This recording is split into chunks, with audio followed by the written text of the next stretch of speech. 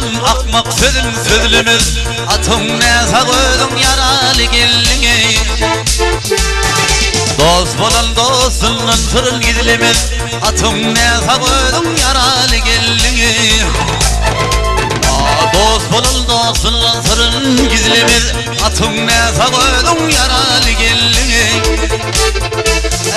yıllar gelip belin dağdan aşıptın onu görüp akıl huştan şaşırtını mutlu bulsun hile bile kaşıptın atın ne sağıdın yaralı gelini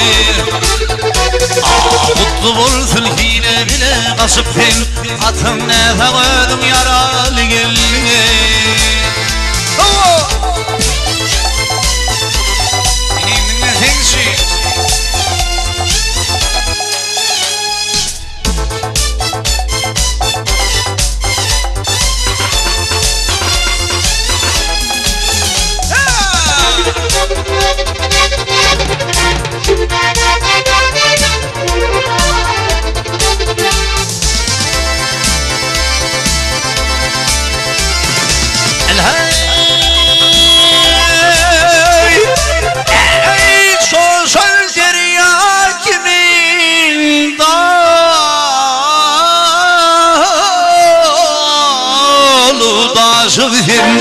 onu görüp akıl huştan şaşıptın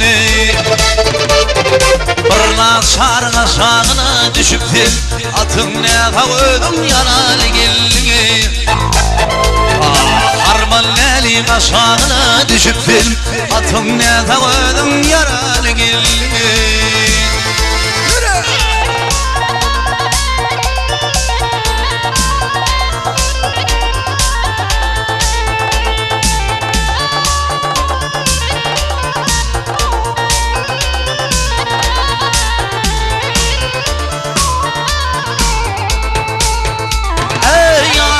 ettim derin pendim almadım çar bağına çaldı bile varmadım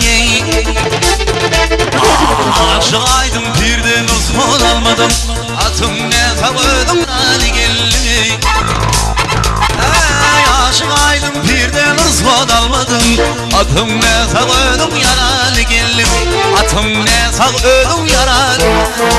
atım ne sağıdın yaralı